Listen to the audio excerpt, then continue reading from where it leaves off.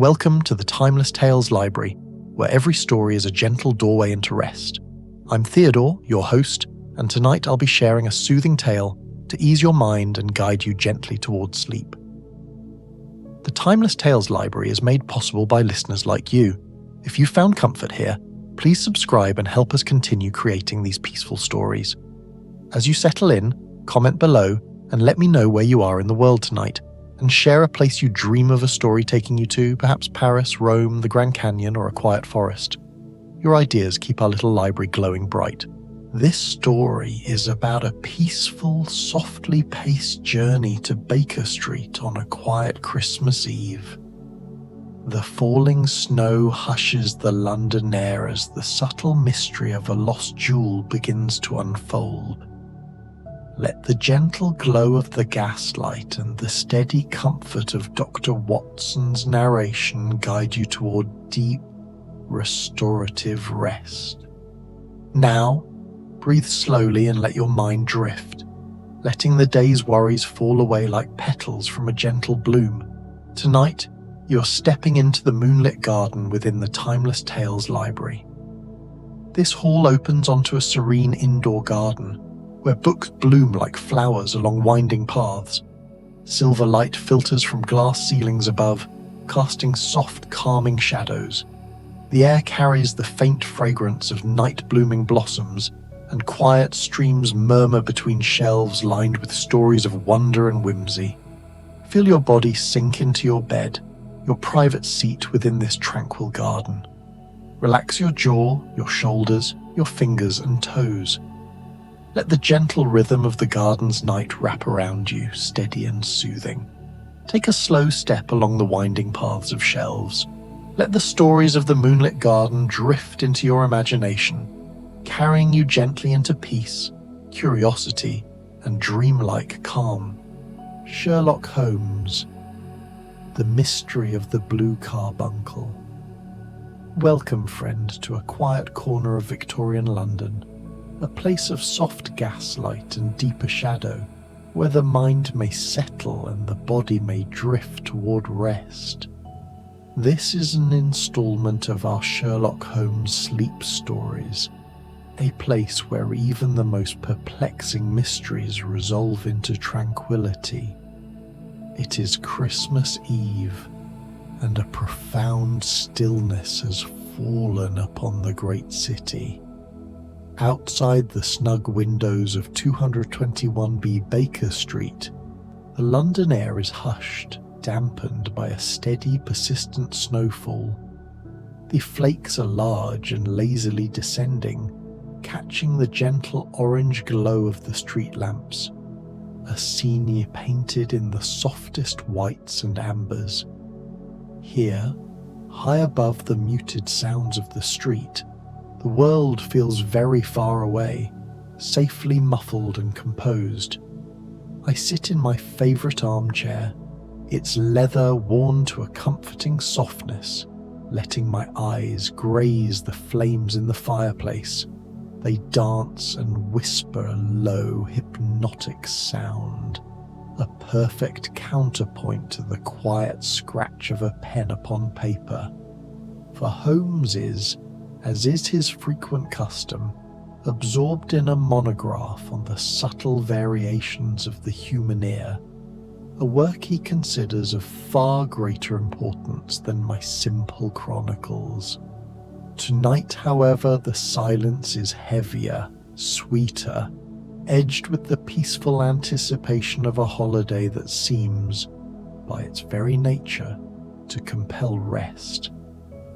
The room itself is steeped in warmth and shadow. The familiar clutter of Holmes's pursuits, a half-empty chemical retort, a collection of curious pipes, a formidable volume lying open upon a stool, all softened by the dim light, takes on the appearance of objects waiting patiently for morning. They are harmless sentinels, silent guardians of our sleep. There is no hurry here, no pressing appointment, only the slow, rhythmic tick of the grandfather clock in the hall, measuring out time in gentle, unalarming increments. I feel my own weariness a pleasant, bone-deep relaxation, earned after a long day of attending to my small practice.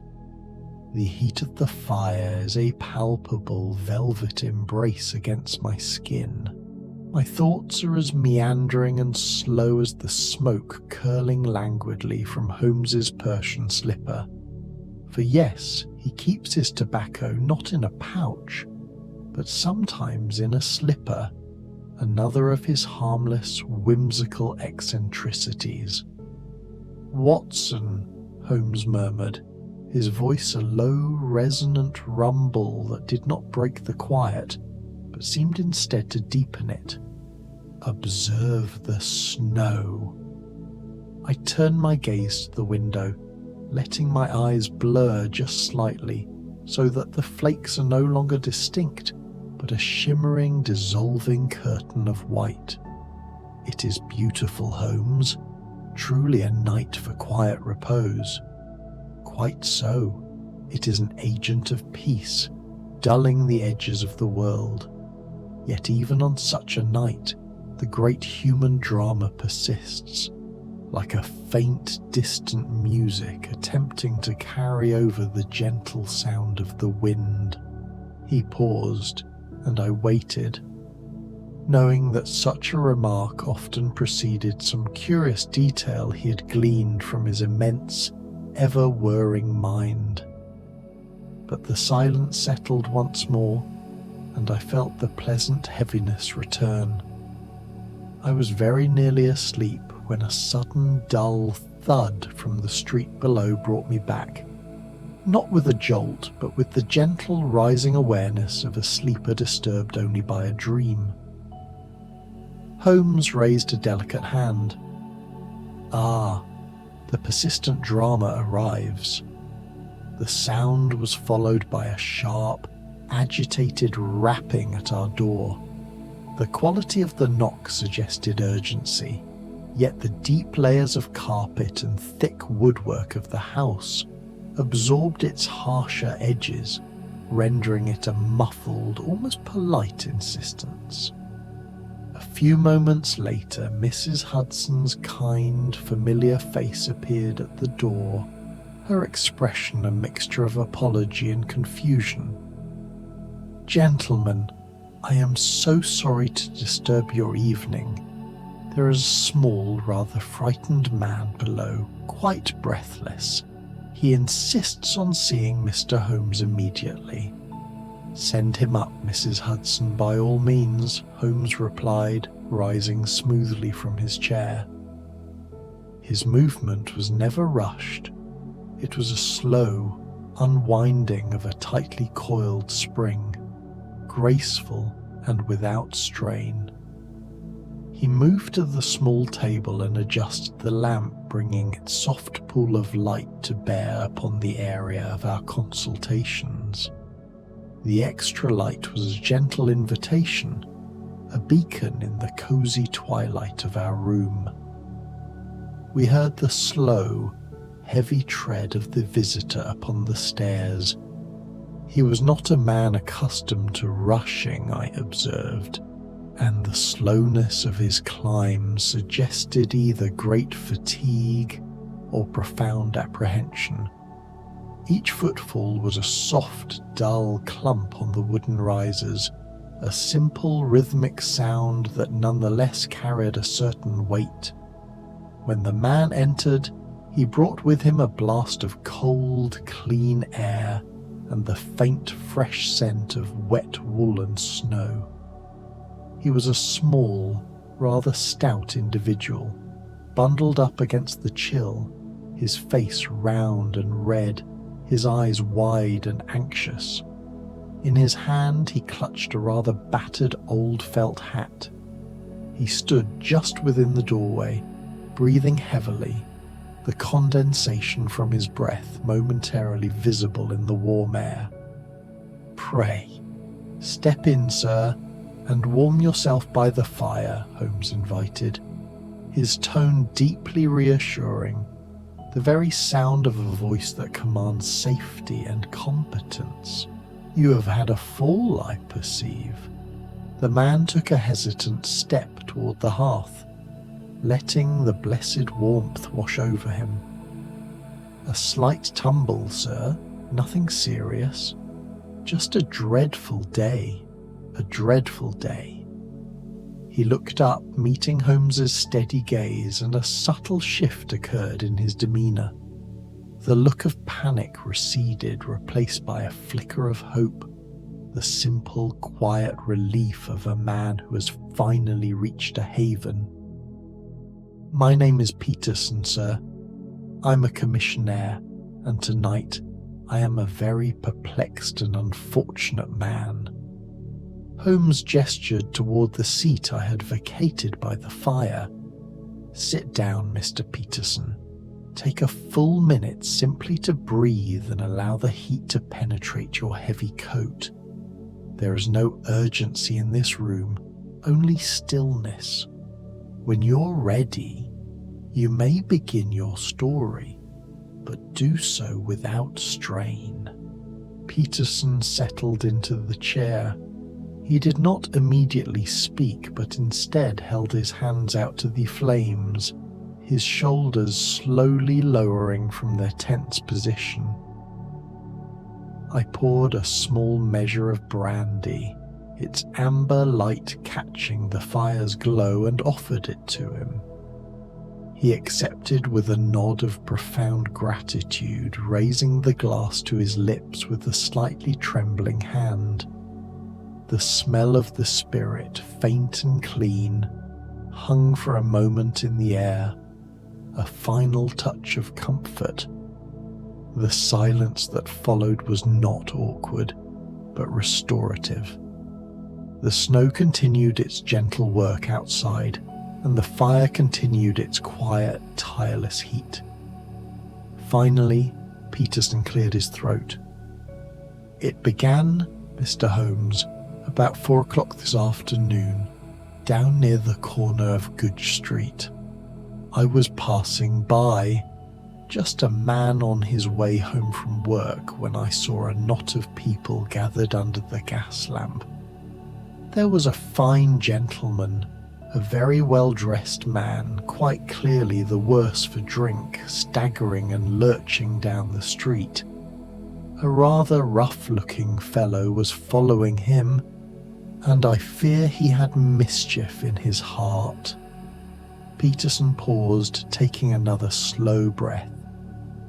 The story was beginning to weave itself slowly and deliberately into the fabric of our quiet evening. The respectable gentleman, in his state, raised his cane and struck out at the ruffian. There was a sudden rush of people, an inevitable brief flurry of noise and confusion. I, being a man of peace and order, rushed to intervene. In the very instant of the scuffle, however, the well-dressed gentleman took to his heels and disappeared into the maze of the side streets. Holmes had closed his eyes, his head resting lightly against the back of his chair.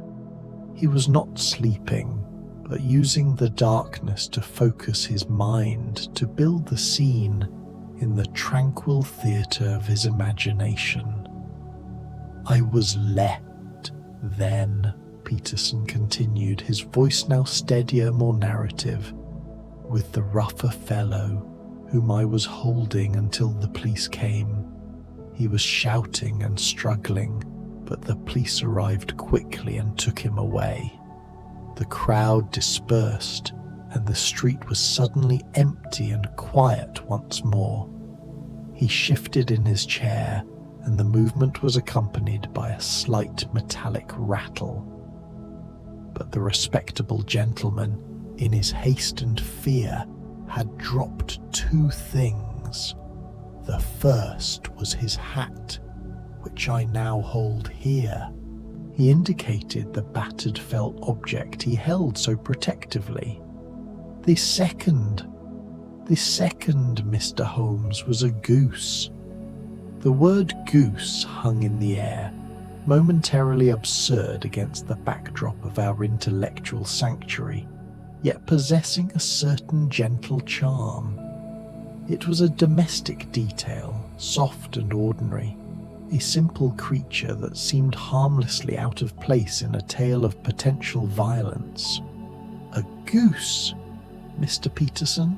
I asked softly. "Yes, sir. A magnificent bird, almost snow-white, a magnificent Christmas goose that the gentleman was carrying home for his dinner." As I was collecting the hat, I found myself with the goose under my arm. There was no one about, so I simply took the 2 items to the police station. But the police have enough on their hands on Christmas Eve, and they said to hold on to the items until an advertisement could be placed in the morning papers. He looked down at the old hat in his lap, its brim soft and pliable from repeated handling. I took the hat home with me, and I took the goose, and this is where my strange, unsettling night truly began. My wife, Mr. Holmes, a kind and practical woman, said, "Peterson, that goose will spoil by tomorrow. As no one has claimed it, it is a great shame to let it go to waste." And so I agreed. She prepared it tonight, and when she cut it open, there in its crop... Peterson broke off, his breathing accelerating slightly, his eyes wide once more, but this time with something akin to awe rather than panic. He reached into the inner pocket of his heavy coat, and with a slow, deliberate movement produced a small, tissue-wrapped parcel. He laid it on the lamplit table between us. The linen paper was pristine white, its folds sharp. The whole room seemed to lean in slightly, quietly awaiting the revelation. Holmes, whose eyes were still closed, spoke, his voice almost a lullaby. "Unwrap it slowly, Mr. Peterson. Let the moment of discovery unfold with the dignity it deserves." Peterson's large, rather clumsy fingers were surprisingly gentle as they peeled back the tissue. The room was utterly still, the only sound the soft crinkle of the paper, and then it lay before us. It was a stone. No, not merely a stone, but a gem. It was of a size and brilliance that instantly commanded the attention, drawing every particle of light into its depth. It was a marvelous specimen, perfectly cut, its facets catching the warm lamp glow and fragmenting it into 1,000 internal fires. The colour was its most remarkable feature, a profound, deep sapphire blue, shot through with a flickering blood-red gleam, as if a living ember were trapped within its heart. It pulsed with a contained, silent energy, utterly alien and yet beautiful against the mundane surface of the wooden table. "Good heavens, Holmes," I whispered, feeling the quiet weight of the object upon the atmosphere of the room.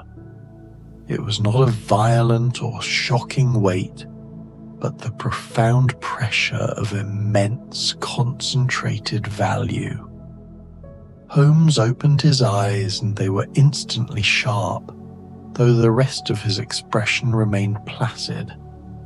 He leaned forward slowly, his long, delicate fingers reaching out to touch the stone, with the utmost gentleness, as if afraid to disturb its deep slumber. "This, Watson," he said, his voice dropping even lower, an almost reverent murmur, "is no common bauble. I see, Mr. Peterson, why you are so disturbed. This is the Blue Carbuncle." The name itself, exotic and ancient, seemed to resonate softly in the quiet room. It was a name that evoked lost dynasties, sealed vaults, and the cool depths of the earth. The Blue Carbuncle, Holmes repeated, gazing into its colour, a blue that seemed to hold the very memory of a starless midnight sea. It was stolen 3 days ago from the Countess of Morca's jewel case at the Hotel Cosmopolitan. A small-time plumber, one John Horner, was arrested on the circumstantial evidence of having been in the room, and he is protesting his innocence vehemently. The stone was valued at £20,000, indeed a king's ransom, and the news of its disappearance has been a source of public dismay. He picked up the great jewel, and its vast size dwarfed his fingertips. It was cold and smooth, and in the lamplight it took on a dreamlike quality, unreal in its sheer perfection. And now, Mr. Peterson, Holmes concluded, setting the gem gently down, it has been found most prosaically in the crop of a Christmas goose. The threads of the case, which seemed so tightly drawn, have suddenly become loose and silken, fluttering in a gentle breeze. Peterson, seeing his responsibility now laid before the greatest detective in London, let out a deep sigh of profound relief, a soft, gusting sound that seemed to release all the tension of his journey. "I am glad to be rid of it, sir. It felt too important for my simple life." "You have acted with admirable honesty and swiftness, Peterson," Holmes assured him. "Now I want you to take this jewel to Mrs. Hudson. Ask her to lock it securely in my strongbox in the bedroom. Then you shall have a glass of port and a moment of complete rest before you go home to your wife and your holiday." Peterson rose, his steps now much lighter, carrying the tissue-wrapped stone with great care. His exit was slow and quiet, the door closing behind him with a soft final thud. A deep, lovely silence returned to 221B Baker Street. The atmosphere was richer now, imbued with the quiet wonder of the unexpected jewel. The mystery had been presented not as a source of alarm, but as a subtle puzzle, a gentle stream of curious events that could be navigated with a quiet mind. Holmes now picked up the old, battered felt hat left behind by the respectable gentleman, turning it slowly in his hands. He didn't rush to deduction, but examined it with a contemplative slowness, allowing the subtle nuances of its wear to speak to him without urgency. "The hat, Watson, is our starting point.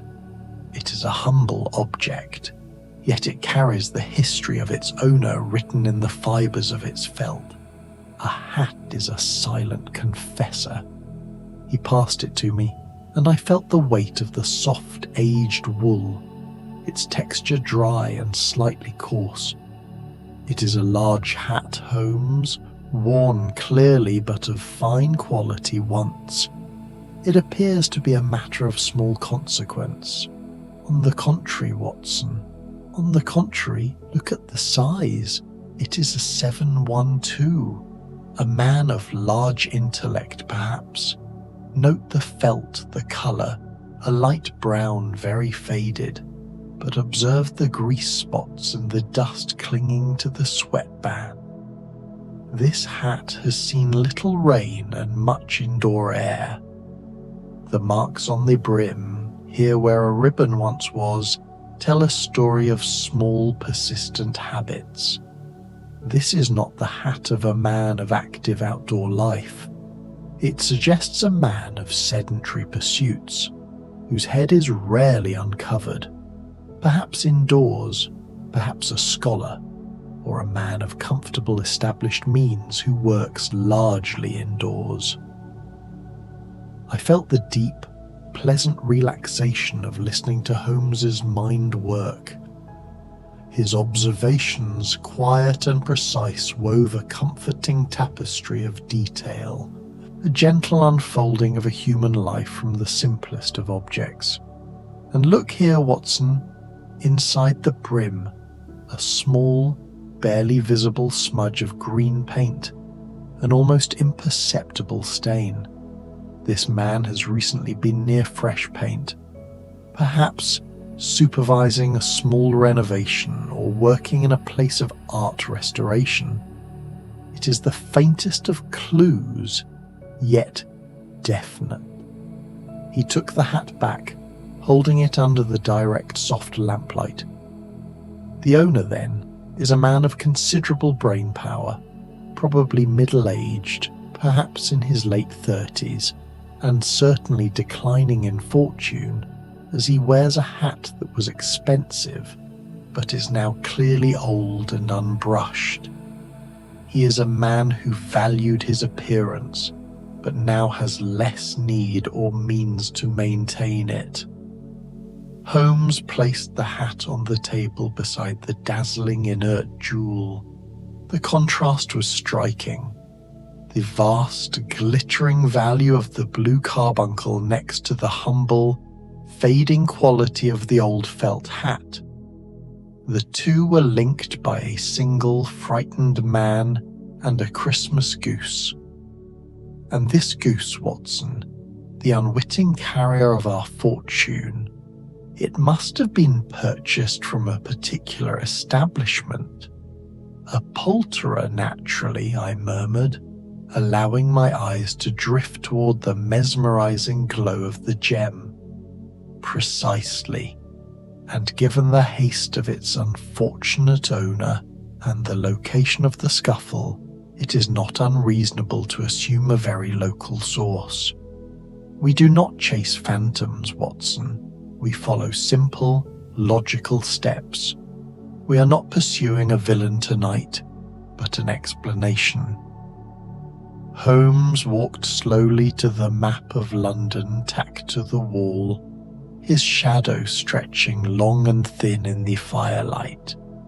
He placed a steady finger on the area of Goodge Street, the poulterer who sold a fine white goose, clearly a prized bird intended for a celebration.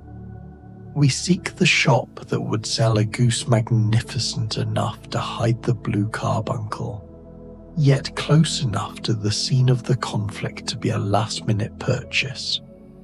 His voice was a soft, methodical drone, and the gentle repetition of the facts, the hat, the goose, the stoon, acted like a simple mantra, soothing and deeply relaxing. "But the hour is late, Holmes," I said, stretching out my legs towards the fire, feeling the pleasant, heavy weight of sleep begin to press upon my eyelids. "Surely this can wait until the light of morning." Holmes smiled, a rare, gentle expression that softened the keenness of his features. "Indeed, Watson, the pursuit of the solution need not be a frantic chase. We have the goose, and we have the hat. They are safe under our roof. The great city sleeps now, and we shall honor its repose. We shall take the first quiet steps toward resolution in the morning." He moved to the window, pulling the heavy velvet curtains across the glass, sealing us in the complete tranquil world of our room. The sudden exclusion of the pale street light made the fire seem warmer, the shadows deeper, and the scent of pipe tobacco more comforting. "The blue carbuncle," he said, his voice now a low whisper, almost a sigh, "rests now in a strong box, no longer a weapon of greed, but a silent, beautiful enigma. And the owner of the hat, whether he be victim or perpetrator, will be found not by violence, but by the quiet application of reason and the simple, patient footsteps of a new day. He came back to his chair, settling himself in with a rustle of his dressing gown. He picked up his violin, its polished wood gleaming softly in the low light. "Rest now, Watson. I shall play a simple, gentle air, a melody to soothe the fever of the day and prepare the mind for deep, untroubled slumber. Tomorrow the great game begins, but tonight there is only peace." He raised the violin to his shoulder, and the first note that emerged was pure, clear, and immensely calming. It was a slow, deliberate sound, a melody without tension or excitement, a lullaby woven from the softest strings. The music was like the falling snow outside, silent, pervasive, and utterly restorative. It filled the room, replacing all thought and all worry with a simple, resonant vibration. I closed my eyes, letting the slow, sweet notes of the violin wash over me. The warmth of the fire, the quiet presence of my friend, and the sturdy comfort of our walls wrapped around me like a gentle dream. The mystery of the blue carbuncle, the goose, and the battered felt hat all softened into tranquil images, fading into peace. The music slowed, each note suspended in the still air. The jewel no longer glittered but glowed faintly blue within the strongbox. The hat lay quiet, its story told. The city slept, the fire whispered, the case and the day were complete. Sleep came softly like a slow tide. When I awoke, the grate held only glowing embers, and the room shimmered with the silver light of a snow-bright Christmas morning. Holmes stood by the window, calm and observant in his blue dressing gown. "Good morning, Watson," he said. "A white Christmas, perfect for quiet reflection. The snow has cleansed the city. We have only a small thread of inquiry before us, something gentle to engage the mind before our dinner." On the breakfast table lay the old felt hat beside the teapot and toast rack, a humble relic beside the gem now resting safely away. "It is the goose, not the jewel, that must guide us," Holmes continued. "It was dropped in Good Street, clearly from a reputable dealer."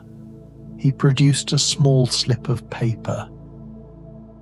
"Mr. Peterson returned this morning and recalled a label tied to the goose's leg. Mrs. Oakshott, 137 Brixton Road." I smiled at the homely clue. "That narrows the field considerably." "Precisely," Holmes said, reaching for his coat. "Let us take a cab to Brixton Road and follow the quiet thread. Through this calm, snow-covered city taking its holiday rest." Our journey through London felt like moving through a hushed painting. Snow lay thick upon the streets, muffling the cab's wheels to a soft crunch-crunch. The air was sharp and clean, carrying the faint music of church bells. Even the driver moved with quiet patience, as though honouring the tranquil grace of Christmas Day. At 137 Brixton Road, we found a modest shop, Breckinridge Poultry Dealer, its sign faded but neat. The shutters were drawn, but a side door opened slightly, revealing a sharp-featured man with anxious eyes. Holmes spoke gently. "Good morning. No cause for alarm, sir. We seek only to trace the purchaser of a goose." The man hesitated, then let us into a small, warm back room. The air smelled pleasantly of clean poultry and simmering spice. "My name is Breckenridge," he said wearily, "and I've had nothing but trouble over these geese this Christmas." "Tell us simply," Holmes said soothingly. "We are interested in a fine white gander marked Mrs. Oakshott." Relieved to focus on facts, Breckenridge fetched a large, greasy ledger and turned its pages slowly. The faint rustle filled the still air. "Ah, here she is, Mrs. Oakshott. I sold her a dozen of my best 4 days ago. She runs a small breeding operation down by the markets. Every bird was marked and delivered to her. No mistake." Holmes inclined his head, satisfaction glinting in his eyes. "Excellent, Mr. Breckenridge. You've been most helpful. Please return to your holiday." We stepped back into the cold brightness of the street, breath fogging in the crisp air. "So, Watson," Holmes said softly, "the mystery simplifies itself. The entire flock went from Breckenridge to Mrs. Oakshott. She is the next link, the source of the bird that carried the Blue Carbuncle. Our journey to the markets where Mrs. Oakshott resided was conducted with the same measured, peaceful pace. The snow continued to lend the streets a clean, muffled stillness, and the very act of travel became a form of peaceful meditation. We found Mrs. Oakshott to be a large, kindly woman, surrounded by the remnants of her modest trade. She was sitting by a small, crackling fire in a back room, peeling vegetables for her Christmas meal. Her manner was open and honest, and she greeted us without suspicion, clearly a person of simple, untroubled conscience. "A goose, gentlemen?" she asked, her voice rich and gentle. Oh, my heart went out to my 12 finest geese, but they all went to good homes with the holiday. I bought them from Breckenridge, and I sold them right here. "To whom specifically did you sell them, Mrs. Oakshott?" Holmes inquired, pulling up a low stool near the warmth of the small fire. Mrs. Oakshott consulted a small worn ledger.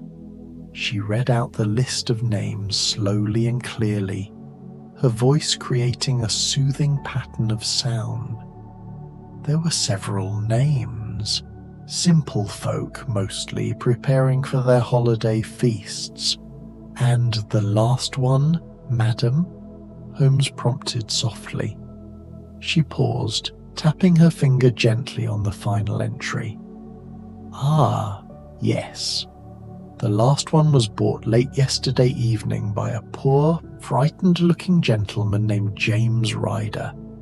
He is the head attendant at the Hotel Cosmopolitan, where that terrible jewel theft took place.